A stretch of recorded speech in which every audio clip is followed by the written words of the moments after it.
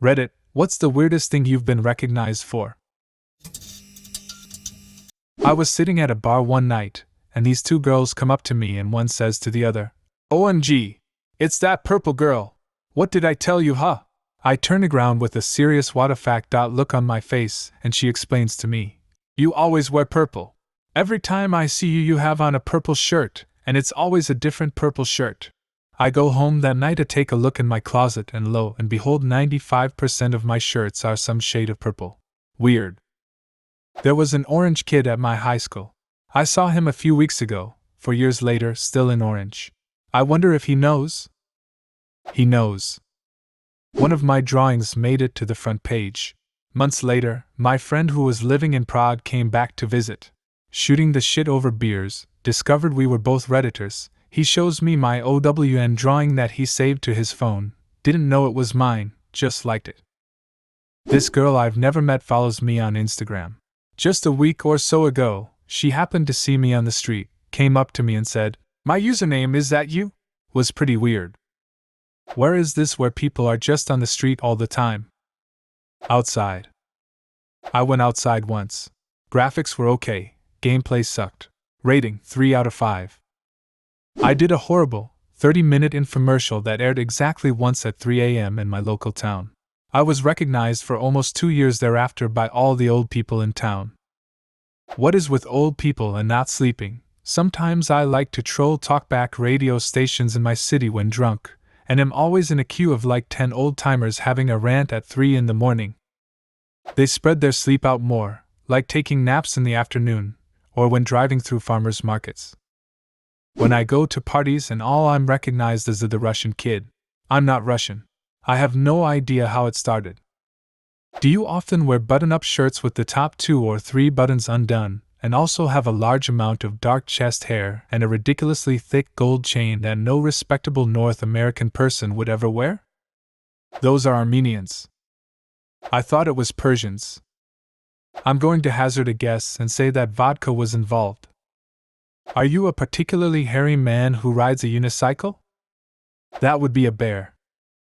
A really cute girl danced with me in the club last night. She then said she remembered serving me an 11-inch pizza at Frankie and Benny's the Sunday before. I played guitar in a talent show once. I played Orion Metallica, and I thought it'd be fun to dress up like a neoclassical pianist-composer. I was new at the school too, and afterwards I've been secretly known as the powdered wig heavy metal guy. In my college dorm, I was walking around and a random group of guys recognized my voice from playing Halo 1 on the dorm LAN. It was very random, but also great, haha.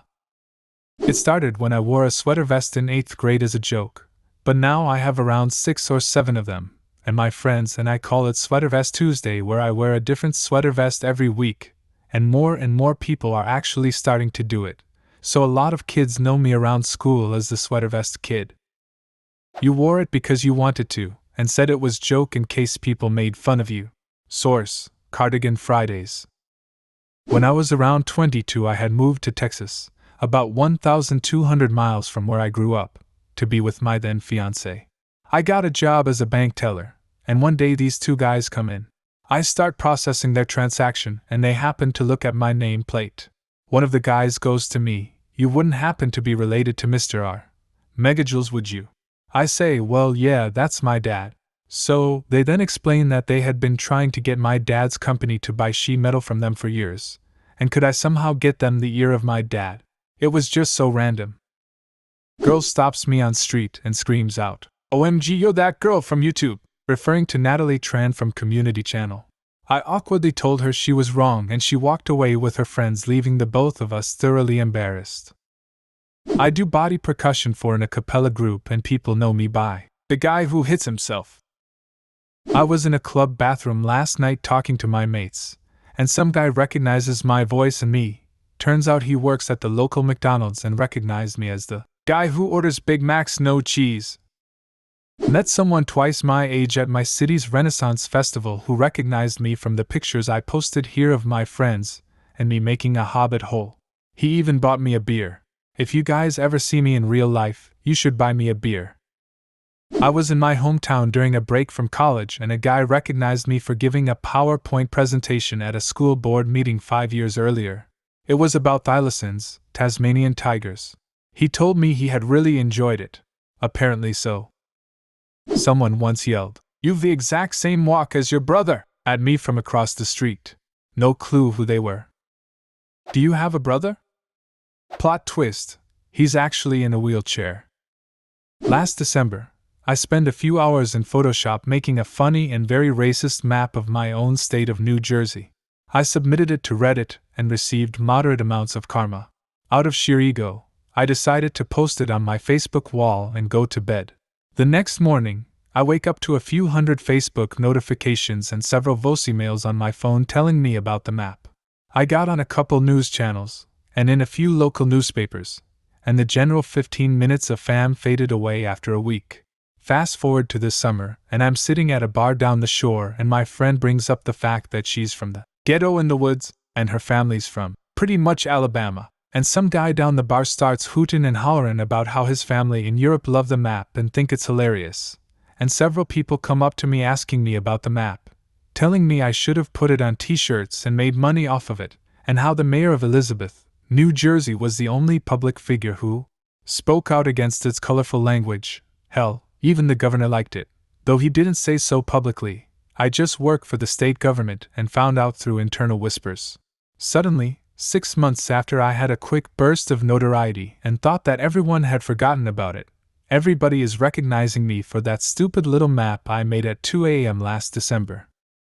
Inadvertently became the embodiment of death for a preschooler. When I was 4, I was very sick. I was hospitalized and out of preschool for a month. It was bad, but, in the end, everything was fine. Shortly after, my family moved, so I never returned to that preschool. 12 years later, and I'm visiting some friends at their high school. A girl comes running up to me and goes, "Oh my God! You're that guy!" To my knowledge, I had never seen her before, so I simply responded, "Yeah, I'm sorry, do I know you?" She looks at me and says, "We went to preschool together. I remember when you were in the hospital, the entire class made get well soon cards. I didn't fully understand, so my parents sat me down and explained to me then what death was. I was so scared for you that I cried for days. I'm so glad you're okay." Then she hugged me. Apparently, because I inadvertently introduced her to the concept of death and survival, it allowed her to deal with other tragedies she came across early in life. When I was much younger, around 13 to 14 years old, I used to make a few videos on YouTube for video game related stuff. None of it really got that popular, but a few had a couple 100,000 views, and I had about 1.5k subscribers. I told no one I knew of the videos, because personally even I didn't like them that much. Anyway, one day at school, a guy at school who I had never really talked to before came up to me and said he recognized me from my videos online from my voice. It was quite a strange experience. Don't lie, you were flattered. That guy who was walking around the market wearing a watermelon helmet. Once in 7th grade, I was sitting on a bus ride back from a weekend trip around Texas. I hadn't showered in a couple of days. I was stanky. I decided to make sure I didn't smell too bad, so I very discreetly smelled my armpits on the bus. Only 2 people notice, a set of twins. EW. That girl just smelled her armpits. She thinks she's sly. No, guys. I just yawned in the direction of my armpit. So I sit there and laugh and try to deny it. It was embarrassing. But luckily the year ended and they moved away to another school. Fast forward 2 years, I'm a sophomore in a high school very far away from my middle school. No one I know goes there. I am a new person.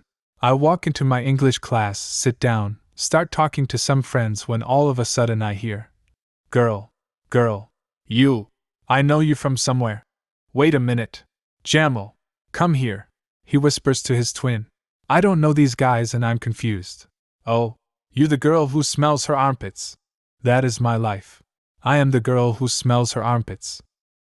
I used to travel a lot for work, and I ran into someone I had met in a different city in Manhattan, and we both looked at each other for a while thinking, "Who is that guy?" I couldn't put it into words, but once we figured it out, he said he had thought I must be some minor celebrity that he couldn't place. Not me, but my boyfriend. After I met him, I went out for lunch with a friend who sort of knew him.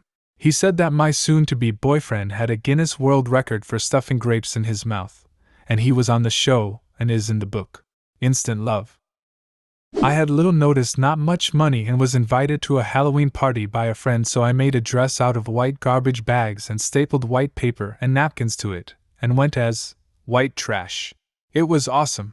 The party thrower's wife kept on forgetting my name, and for the longest time would say things like, "Oh, you know that white trash girl." It made my social life amusing for a bit.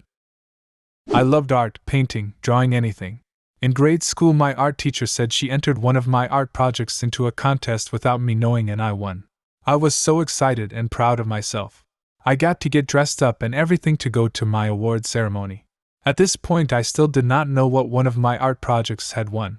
I went to the ceremony, and displayed on the wall was my art.